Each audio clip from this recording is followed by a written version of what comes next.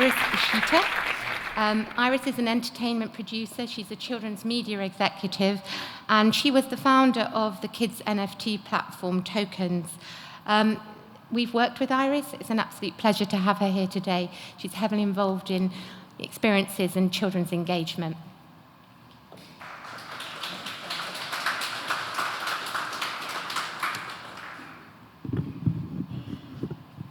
Thank you, Claire, and thank you for letting me wrap up this first half of the conference. Who's ready for lunch? Thank you. Thank you to PRIVO as well for including me in this conference. There's been some really informative, edifying sessions.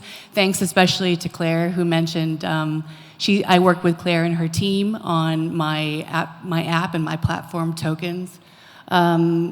It's not up there on the slide. Wow, my hair is about 4 years longer than that picture right there. My daughter was under 1 when I took that picture. She's 4 now. I have 2 girls, 4 and 7. I'm a proud mom. I'm also an entertainment producer by trade. That's my background.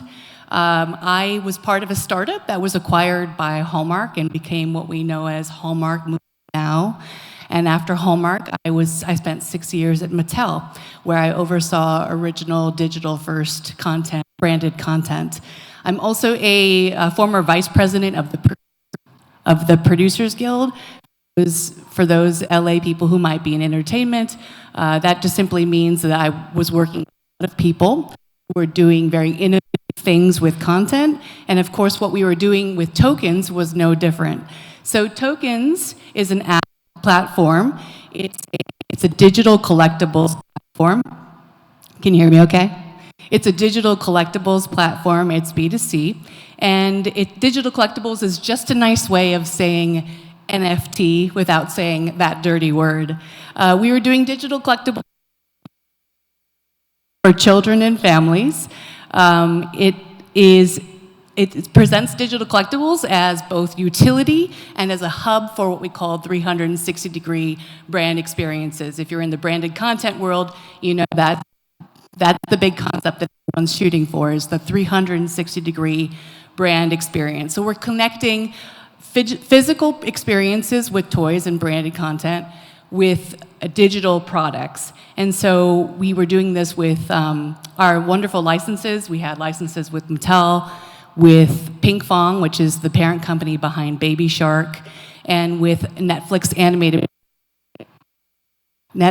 animated properties, which are all very Gen Alpha, young kid-focused branded content. So before I get into how this applies to our friends here at the Digital Privacy Summit, I'll just go through a quick, happy customer journey of what a Toekenz experience looks like. So you buy a toy, let's say buy that Thomas and Friends train set at Target. Inside is a beautiful collectible card like this, beautiful card stock, some foil stamping. Embedded inside is an NFC chip. And in all of our phones, we have NFC readers, so you simply tap this collectible card on the back of your phone, and you automatically pull up the digital version of your product that you just purchased. Now, this is your entree into the digital world, and whether you redeem that digital collectible or you purchase it, you now are a part of this Thomas and Friends fan club, and in the center of that Thomas and Friends 360-degree digital experience. So as by virtue of owning that NFT, you then get to have access to, let's say, a discount on the Thomas and Friends live event that comes through your city, or that next product or consumer product that comes out that's Thomas branded that you want for your child. And so this is a wonderful way to connect, as I said, digital and physical experiences, and of course, in comes all of our necessary privacy controls for this very unique digital experience. It's just one use case for this technology, Web3, blockchain, cryptocurrency, and how it applies to children and families. This is technology that unfortunately is wrought with fraud, volatility, bad actors, but it's also technology that I can assuredly say is here to stay. It will continue to revolutionize every aspect of our digital lives, and it will be a keystone to our experience in the metaverse. So how do we apply that responsibly to children and families? Of course, there are the traditional privacy processes where COPA, GDPR, AADC or CDC, the California Design Code, however you call it, all of those compliances are necessary. Of course, the age gating and the verification. Even in this case, we have to have anti-money laundering, so AML processes, the VPC, responsible data management, the child-facing policies, and especially for an app like Toekenz, the content curation and the moderation to ensure that the experience is safe for children of all ages. Plus, in addition to those traditional privacy processes, we have extra layers given the advanced technologies, and that includes, namely, education.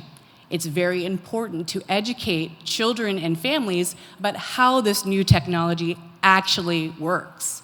And we're talking about parents who may not be digital natives or who are not familiar with blockchain, cryptocurrency, or Web3 technologies, who are going to be learning alongside their children, and also parents who are very busy.